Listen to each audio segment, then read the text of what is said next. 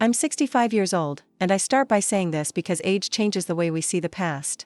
When we are young, we believe that time will explain everything. But as we get older, we realize that many answers never came because someone decided to hide them. For most of my life, I trusted what I was told, not imagining how much it would shape who I would become.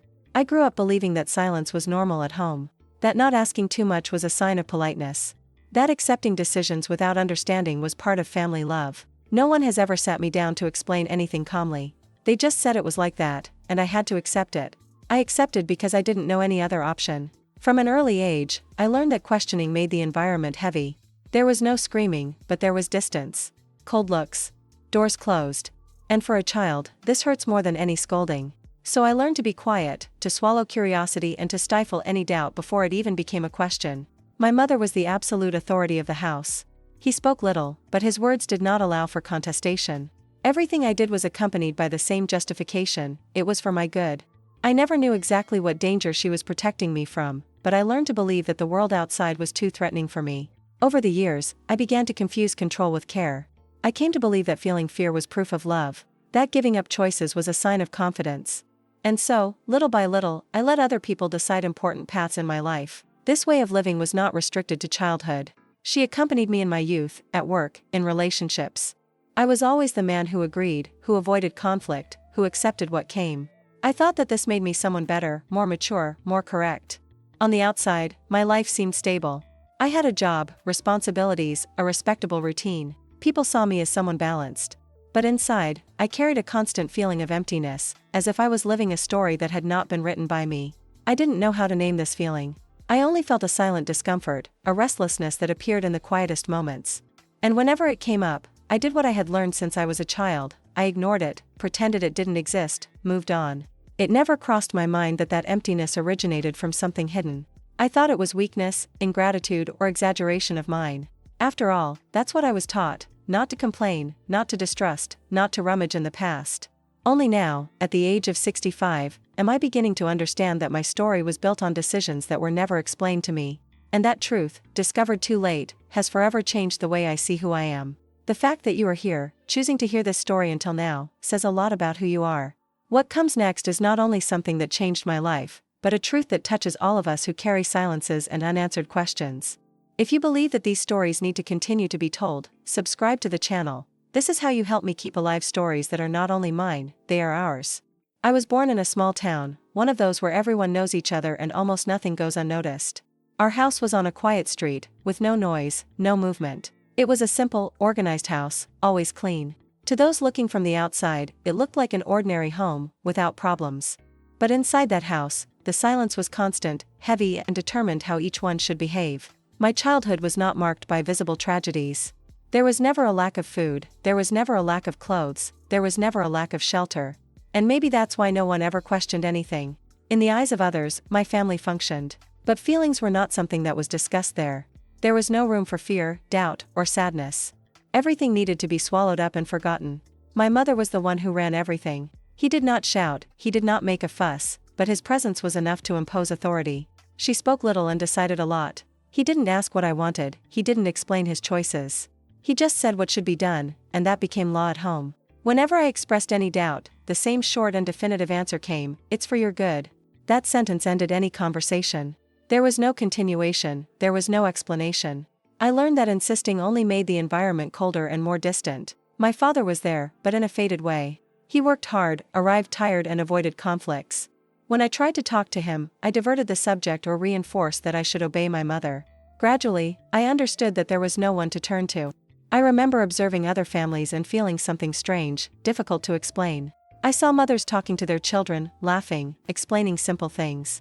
In my house, children didn't need to understand anything. He just needed to obey and not cause discomfort. Over time, I realized that questions bothered me. The mood changed, the silence became heavier. My mother closed herself off even more. So I started to keep everything inside me. I thought this would mature. I thought that being quiet was a sign of respect. The routine was rigid. Defined schedules, clear rules, no margin for choice. I didn't choose what to wear, where to go, who to talk to. My life seemed decided before I even thought about it. And, little by little, I stopped trying to think. This lack of choice taught me something dangerous, that trusting myself was not safe. I came to believe that I didn't know how to decide, that others always knew better. This idea took hold slowly, until it became part of my identity. Today I understand that that simple house was where I learned to erase myself, where I learned that existing in silence was safer than existing entirely. And that lesson, carried over decades, has shaped every choice I made without realizing it. I was still young when everything started to get out of hand, even though no one warned me of anything. In a few days, the routine of the house was abruptly broken. People started showing up without warning, my mother started leaving earlier and coming back later, always in a hurry, always tense. Papers appeared on the table, phone calls were made behind closed doors, and when I asked what was happening, I received dry, quick answers, as if I was getting in the way. The changes were not just in the climate. My commitments were cancelled without explanation, plans were changed, decisions were communicated ready. There was no conversation, no attempt to prepare. They just informed me of what was going to happen, as if it were too small to warrant any clarification. I felt that something big was being decided, but it was kept outside on purpose. I clearly remember one afternoon when several adults were gathered in the room. I could hear fragments of the hallway conversation. Altered voices, sentences cut off, discussions interrupted as I approached. It was enough for me to appear for the silence to fall. That was no coincidence. I was being consciously excluded. At one point, my mother called me. He didn't sit with me, he didn't ask me to calm down. She spoke standing up, in a hurry, saying that some things were going to change and that I needed to trust her. He said it was for my good and that I didn't need to understand now. The way he spoke made it clear that there was no room for questions. From that day on, I realized that my life had gone down another path without me having any choice. What was once a possibility has disappeared. What was once flat has ceased to exist. I didn't know exactly what I was missing, but I felt like something was being ripped away before I was even aware it belonged to me. There were more intense discussions among adults. I heard doors slamming, voices rising, hurried footsteps through the house. I would stand still, trying to understand, with my heart racing. When I tried to get closer, someone always said that I should go to the room, that it was not a matter for me. Even confused, I obeyed. I did what I was told. I accepted imposed changes, changed schedules, decisions made without me. Part of me wanted to react, to ask, to demand explanations. But the part that was trained to obey won, as always. Other people knew exactly what was going on. I saw it in the looks, in the excessive care, in the incomplete sentences. Everyone seemed to carry a truth that I couldn't access. It made me feel small, out of place, as if my own life didn't belong to me. As time went by, I began to act as if all of this was normal. I repeated behaviors, followed new rules, accepted imposed limits. I did this not because I understood, but because I needed to survive that imposition emotionally. I now know that that was the exact moment when my life changed direction. Not by my choice, but by the decision of others. There was no explanation, only action. And this silent action shaped every step I took afterwards, without even realizing it. The consequences of that decision began immediately, even though no one told me so directly. My routine has changed for good. Places I used to go to were no longer part of my day, people disappeared without explanation, and new rules came out of nowhere. I was constantly told what I should do, never why. Everything happened too fast for me to react. I began to live under constant surveillance. My mother wanted to know where I was, who I was talking to, what I was thinking of doing next. Any attempt at autonomy was seen as a threat. If I showed my own will, there was a firm speech, saying that I didn't understand the consequences, that I needed to trust her, that all that was to protect me. Over time, I began to feel afraid of making mistakes. Fear of choosing something alone. Fear of disappointing. That paralyzed me. I thought 10 times before speaking, before acting, before showing any desire that was different from what was expected. Living has become a constant exercise in caution. In my youth, when I should have been discovering the world, I was learning to restrain myself. While others experimented, took risks, and learned from their own mistakes, I followed a narrow path, full of imposed limits. Not because I wanted to, but because I didn't feel authorized to do it differently. This way of living began to affect my way of relating to people. I didn't trust easily, but I didn't trust myself either. I always thought that my decisions were insufficient, that my choices needed the validation of someone stronger, older, more secure. At work, this was repeated. I accepted roles I didn't want, avoided conflicts, let opportunities pass by for fear of making mistakes. He would rather stay where he was than risk something new. On the outside, it looked like responsibility. Inside, it was deep insecurity. In relationships, I carried guilt without knowing where it came from. I felt like I owed people something, even when I hadn't done anything wrong. I had difficulty imposing limits, saying no, defending my own needs. I always thought I was asking too much. There were nights when I woke up with a strange feeling in my chest, as if I was late for something important, but without knowing what. A constant discomfort, a restlessness that did not disappear. I didn't know how to explain it, so I ignored it, as I always did. The years went by, and this way of living was consolidated. I became the man who doesn't cause problems, who accepts, who adapts. People trusted me, but I didn't trust myself. And this was eating away at something inside, slowly, without me noticing. Today I understand that all these consequences began at that moment when my life was decided without me. Nothing was immediate or explosive. It was all silent, continuous, and profound. And that silence has shaped every choice I've made for decades, even when I believed I was in control. The consequences began to appear in a concrete way when I entered adulthood for good. It wasn't something sudden, but it was fast. Decisions came up all the time, and I froze. Whenever I had to choose, my body reacted before the mind, as if it were facing an invisible danger. At work, I did more than what was asked and spoke less than I had to. I accepted extra tasks, unfair schedules, decisions that harmed me. When something bothered me, I swallowed it. Not because he agreed, but because he didn't know how to react without feeling guilty. I started to avoid situations where I could be confronted. Meetings, difficult conversations, negotiations. I preferred to stay in the background, observing, following orders, avoiding anything that required a firm position on my part. Opportunities began to arise, and I began to turn them down before they were even officially offered. I myself convinced myself that I was not ready, that it was not the right time. It was easier to give up than to risk making mistakes. In relationships, the same logic was repeated. I accepted behaviors that hurt me, tolerated crossed limits, avoided conflicts. I always thought that if something went wrong, it was my responsibility for not having been enough. I began to live calculating each step. I thought too much before acting, reviewed lines mentally, imagined negative consequences all the time. Living is no longer spontaneous and has become strategic, as if I were always defending myself. My body began to respond to this constant state of alertness. Tension in the shoulders, frequent headaches, sleepless nights. I woke up tired and went to sleep exhausted, even though I didn't do anything out of the ordinary. To compensate, I tried to control everything around me. Rigid routine, fixed schedules, closed plans. Any unexpected change irritated or disorganized me. I needed to feel like I had some control, even if it was small. People began to see me as someone closed, too serious, difficult to access. I didn't disagree. Inside, I felt like I always had the brakes on, unable to relax completely. Today I know that this way of living was not born there. It was built much earlier, when important decisions were made without me. Adult life only opened up the price of a childhood where I learned to keep quiet to survive. The years kept moving on, and on the outside, my life looked exactly as it was meant to be. I worked, kept schedules, paid bills and maintained a stable routine. People saw me as someone who was trustworthy, responsible, someone who could be counted on. No one suspected the constant conflict I carried inside. I made decisions every day, but none of them were accompanied by security. Each choice seemed too heavy. Even the simplest required effort, calculation, and fear. I kept going, but always with the feeling that I was treading on shaky ground. At work, I began to be recognized precisely for accepting everything. Always available, always flexible, always ready to solve problems that were not mine. This kept me busy and kept me from having time to think about what I really wanted. This posture brought me stability, but it also held me back. The more I accepted, the more they expected me to accept. The more I kept quiet, the less space I had to say something different. I became part of a system that used me and praised me at the same time. In his personal life, the same dynamic was repeated. I was always available to others, but rarely to myself. He helped, solved, supported. When I needed something, I preferred not to ask for it. It was easier to continue functioning than to admit fragility. I began to realize that I was always reacting, never driving. The situations pushed me, and I kept going. There was no plan, just constant adaptation. It kept me moving, but with no clear direction. There were times when I felt a sudden irritation for no apparent reason. Little things made me mad. Today I know that they were not small. They were the accumulation of years swallowing decisions that were not mine. Even so, I kept going. He didn't stop. He didn't question it. The routine worked like anesthesia.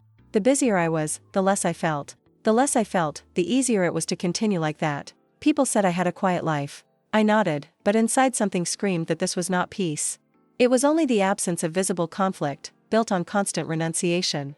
I didn't know it yet, but that state of apparent normality was about to collapse. All it took was a small crack for everything to start making sense.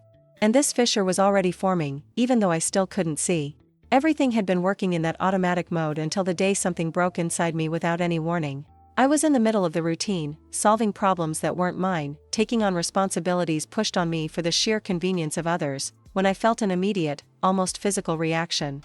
My body hardened, my heart raced, and for the first time, I didn't respond to the reflex of obedience. When I was asked for yet another unfair task, I was silent. It wasn't a strategy, it was an internal shock. A few seconds passed, enough time to cause strangeness. The person in front of me frowned, asked if there was a problem. I felt the old impulse to say that everything was fine, but something held my mouth. The answer came out short, direct, without rehearsal. I said I needed to think. The moment I spoke, I felt as if I had broken an invisible rule that I had followed all my life. The atmosphere changed at the time. Suspicious looks, tension in the air, that clear feeling that I had left the role they expected of me. In the following days, the reaction came in a chain. Questions, demands, indirects, pressure. People who had always relied on my silence began to test my limits. The more I didn't back down, the more they insisted.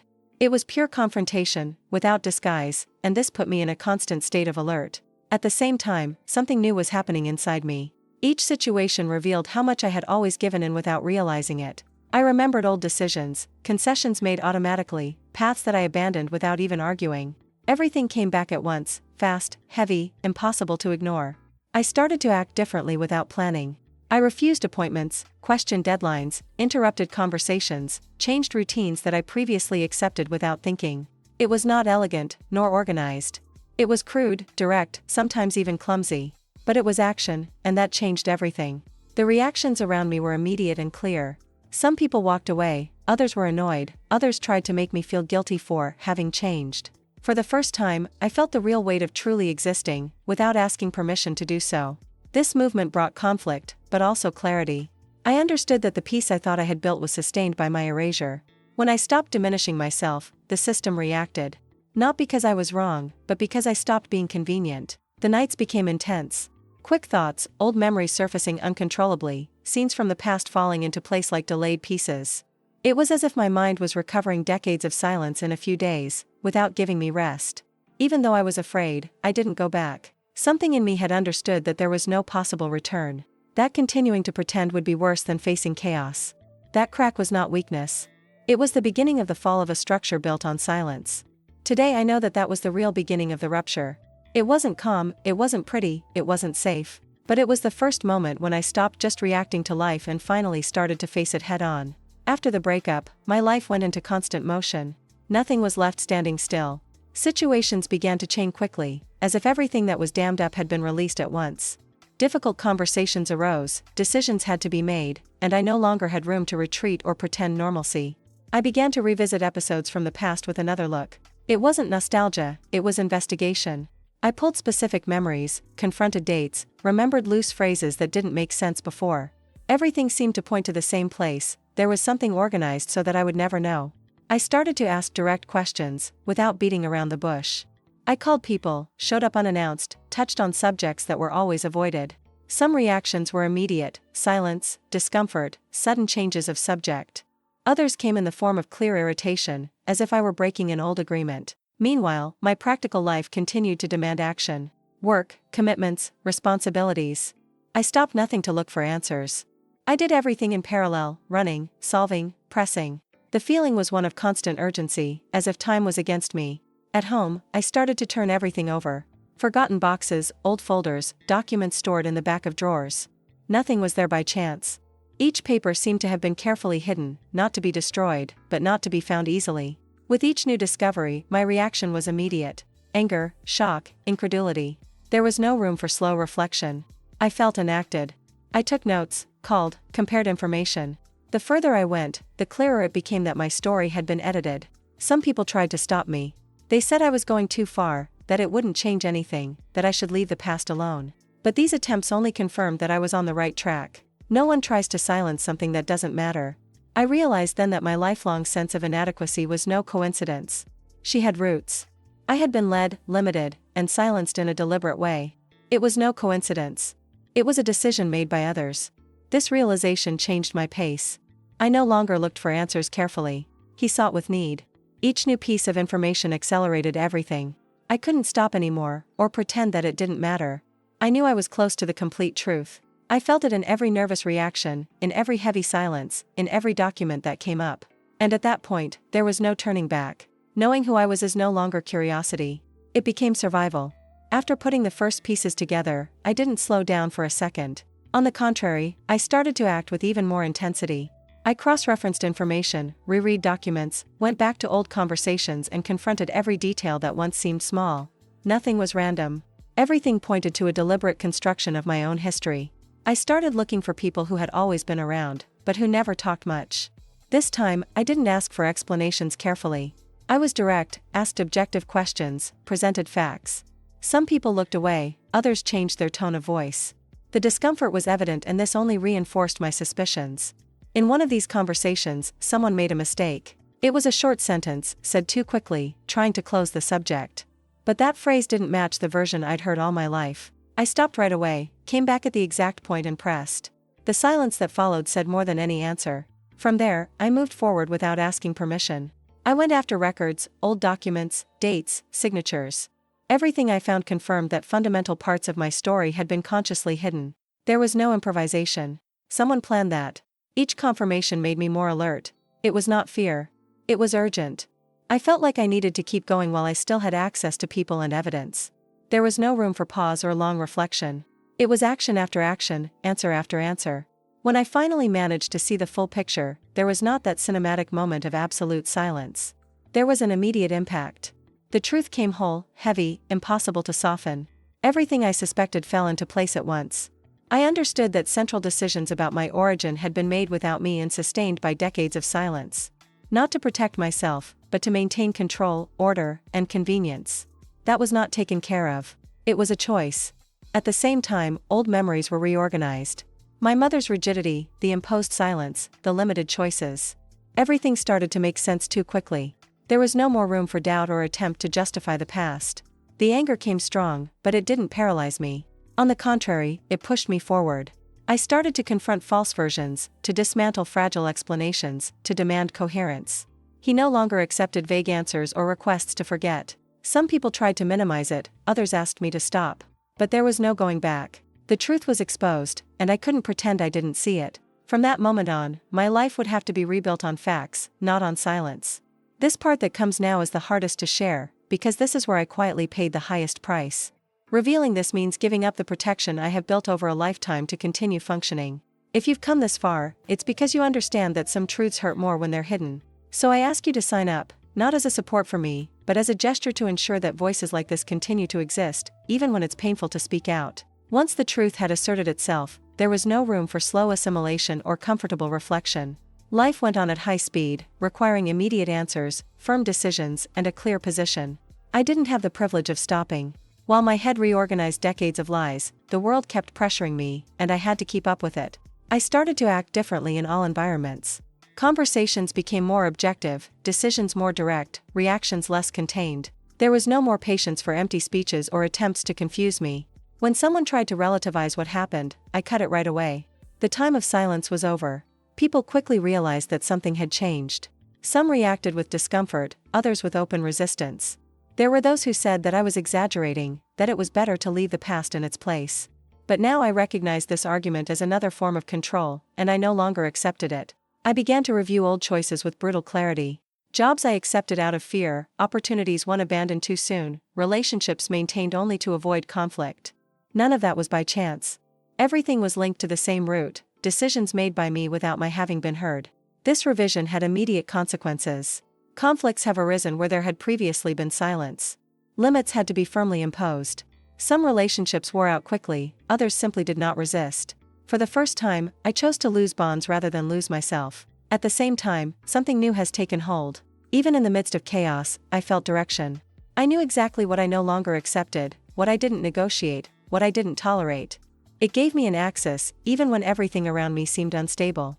I started to make decisions that I would have postponed indefinitely. I changed routines, reorganized priorities, cut commitments that only existed for the convenience of others. Each choice came with tension, but also a sense of control that I had never experienced. Of course, the old conditioning did not disappear overnight. At times, the impulse to retreat came strong. The desire to appease, to give in, to return to the known appeared. But now I recognized it as an old fear, not an intuition. Each small conscious decision reinforced something new within me. I was no longer reacting on automatic. I was choosing, even when I made mistakes. This brought real consequences, real conflicts, but it also brought something that I have always lacked: authorship over my own life. Not all days were good. There was weariness, fatigue, difficult nights. But, unlike before, he had felt it all. The effort now was not to sustain a comfortable lie, but to construct something true, even if it was more difficult. I knew there was still a final showdown ahead, but now I was on the move, and stopping was no longer an option. After everything that came to light, it was impossible to continue pushing the confrontation forward. I knew that if I wanted to truly move forward, I needed to face the people who participated in the silence that shaped my life. It was no longer a search for soft explanations, it was the need to put everything out in the open, without filter, without excessive care, without fear of breaking what was already fragile. I started with the most difficult connections. I didn't warn much, I didn't prepare the ground. I set up direct meetings, I showed up bluntly. When I sat in front of these people, I didn't talk about the weather, I didn't ask about life. It went straight to the point. I asked who decided, who knew, who agreed to hide everything from me for so long. The reactions varied, but none were simple. Some defended themselves immediately, using the same speech repeated for decades. They said they did their best, that it was to protect me, that I wouldn't understand at the time. I interrupted. He no longer accepted ready-made answers. Protection does not justify a lifetime of lies.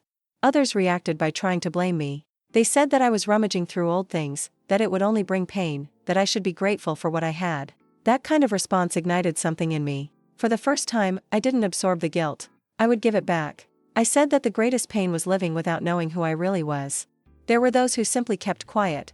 Low-cut looks, heavy silence, attempts to end the conversation quickly.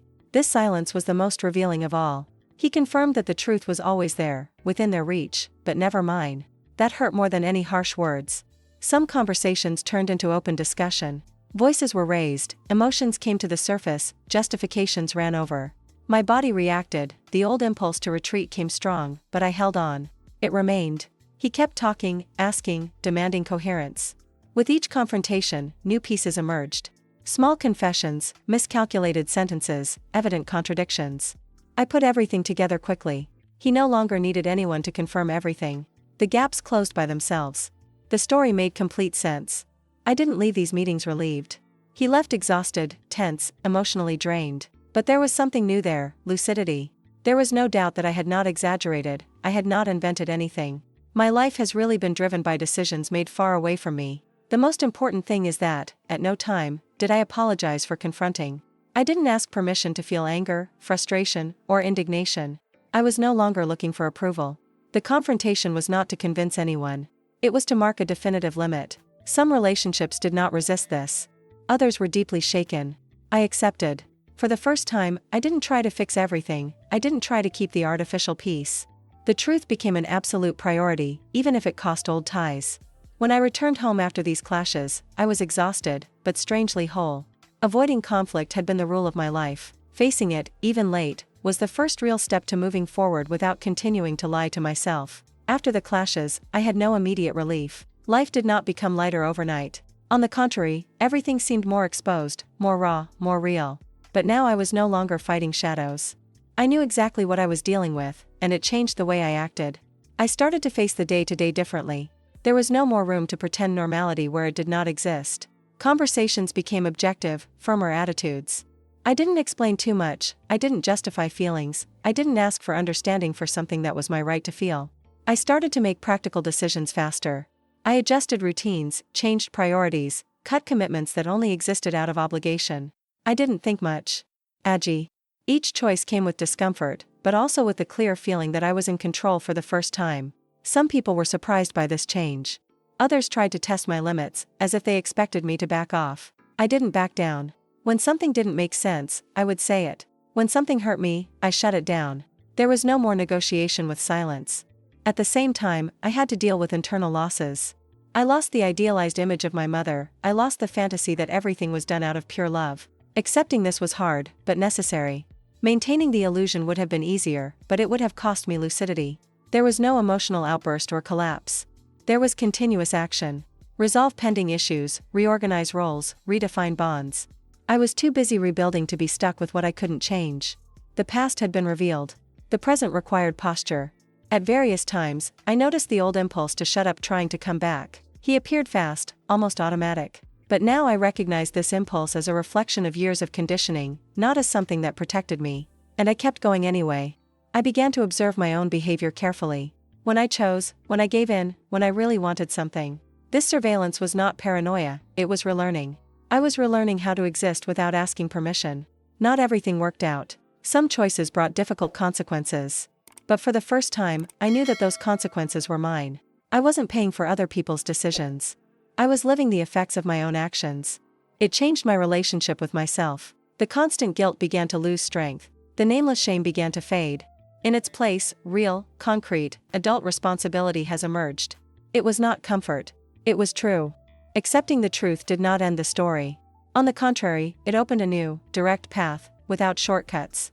For the first time, I wasn't trying to survive within a life shaped by others. I was finally starting to live mine. After accepting the truth, I understood that rebuilding would not be a slow or comfortable process. There was no time for hesitation. There were pending issues accumulated for decades, postponed choices, decisions that I never had the courage to make. I began to act almost automatically, solving one thing after another, as if I knew that if I stopped, I ran the risk of going back. The first thing I did was to reorganize everything that was out of place in my practical life. I reviewed documents, closed old agreements, resolved financial issues that I had been pushing for fear of conflict. Each decision was made objectively, without excessive justification.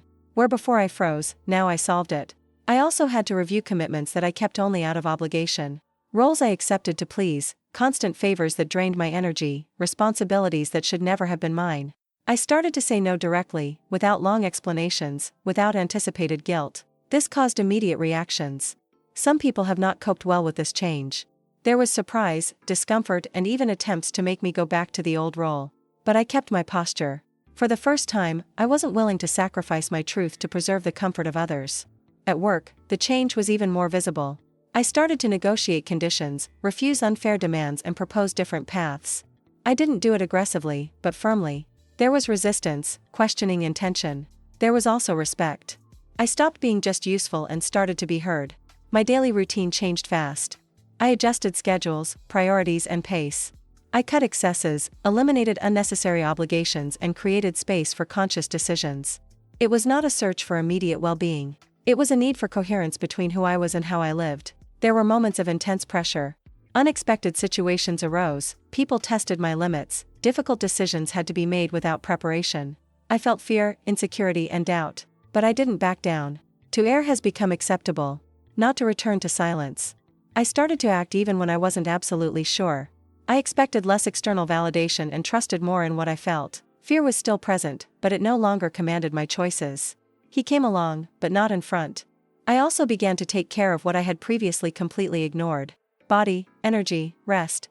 Not for delicacy, but for survival. I needed to be whole to sustain the pace of change I was imposing on my own life. Each day brought new consequences. Some positive, some harsh, all real. But there was something different in all of them. They were the result of my choices. I was no longer paying for decisions made by others. I was dealing with results that belonged to me. Rebuilding was neither inspiring nor pretty. It was direct, tiring, and often uncomfortable. But it was real. For the first time, I wasn't trying to mend a life broken by silence. I was building another, in motion, without asking permission to exist. After rebuilding the essentials, I didn't stop to celebrate anything. Life continued to require quick decisions, firm answers, and constant posture. Each adjustment made opened up another point to solve. It was like changing the train track with it in motion, with no room for hesitation. I began to deal with direct consequences of the choices I made. People who moved away, opportunities that arose suddenly, conflicts that I would have avoided before now knocked on the door. I didn't run anymore. I stared. He answered. I decided. There was no return to the old paper. At work, new responsibilities appeared, but this time they were accompanied by real negotiation. I set conditions, set limits, refused when I needed to. Some doors closed. Others opened up unexpectedly. I accepted the complete package. In my personal life, I had to act with the same firmness. Difficult conversations continued to happen. Truths were told without excessive care. Some relationships adjusted, others did not resist. I didn't try to save everything. I chose to move forward with what was true. My internal rhythm changed. I thought fast, acted fast, corrected quickly. It wasn't an empty hurry, it was clarity. I knew what I didn't want to repeat anymore. This shortened paths, eliminated doubts, and avoided unnecessary returns. There were intense days, full of tension. Problems arose in sequence, decisions had to be made without ideal preparation. I made mistakes, adjusted, and moved on. There was no time for self-punishment. The focus was to continue advancing. I started to recognize old patterns trying to get back. The desire to please, to soften, to avoid confrontation appeared at specific moments. I identified it quickly and cut it. There was no room for long relapses. I also started taking risks that I would have automatically discarded before. New projects, practical changes, choices that required exposure. I didn't do it out of sudden courage, but because standing still had become more dangerous than moving forward. Each week brought a different scenario. Some wins, some losses, all real. I didn't romanticize anything. He just dealt with it. For the first time, my energy wasn't spent trying to keep a fake version of myself going. I knew I was near the end of this cycle. Not because everything was resolved, but because the old structure had been definitively dismantled. What came now would not be about discovering truths, but about living with them. What came after did not ask permission, was not kind or organized. But it was mine. And after a lifetime of following other people's decisions, that made all the difference. After everything that happened, there was not that calm moment of closure that people usually imagine. There was no comfortable silence or feeling of mission accomplished. Life continued to demand action, choices and positioning, but now I knew exactly where each of my reactions came from. Nothing else was confusing or without origin. I started to see my past without filters. I didn't try to soften memories or justify attitudes that hurt me. I faced the facts as they were, direct, harsh, without makeup. This clarity did not stop me. On the contrary, it made me act faster, with less doubt and less internal exhaustion. In everyday life, my answers have changed completely. When something didn't make sense, I closed it right away. When someone crossed a threshold, I reacted immediately. There were no more long internal discussions or anticipatory blame. The decision was clear and executed. Some people tried to get closer as if nothing had happened, hoping that I would take up the old role again. Others have moved away for good. I didn't force any scenario. I learned that not every story needs to be fixed. Some just need to finish. I started to occupy my time with objective choices. Projects that have always been in the background, practical changes that I postponed, decisions that required exposure. I didn't do it out of sudden enthusiasm, but because standing still had become impossible. In a few days, the revolt returned with force. Thinking about the time lost, the choices I could never make, the versions of me that didn't exist. I felt all this, but I didn't allow myself to be stuck. The feeling was strong, but the movement continued. The biggest change was realizing that my identity was no longer in dispute. I didn't need to prove anything to anyone. I didn't need to explain my choices or justify my limits. The truth had already been revealed. The rest was my responsibility. I started to speak more firmly about what I accept and what I don't accept. No aggressiveness, no apologies. Those who could handle it remained. Those who couldn't, followed another path. For the first time, I didn't see it as a loss. At the age of 65, I understood something simple and definitive. There is no right age to recover one's own history. There is only the moment when you decide to stop living according to decisions that were not yours. For me, this moment came late, but it came in one piece. Nothing erased what happened. Nothing returned what was taken. But something essential has changed irreversibly. I have stopped carrying a story imposed as if it were my fault. And that changed everything. Some truths wait a lifetime to be told. But even when they arrive late, they still have the strength to release. And this liberation, even belated, was the greatest act of justice I have ever done to myself. If this story touched you on any level, please share this video. Not as entertainment, but as a conscious gesture for it to reach someone who lives within a similar silence, imposed, normalized, repeated for generations. Let sharing be an act of solidarity, a way of saying, you are not alone, and this story also speaks of you. I'll stay here, reading each comment carefully. Tell me, from which city and country are you watching, and what about this story stayed with you after it ended? Your words matter to me, they don't get lost, they arrive.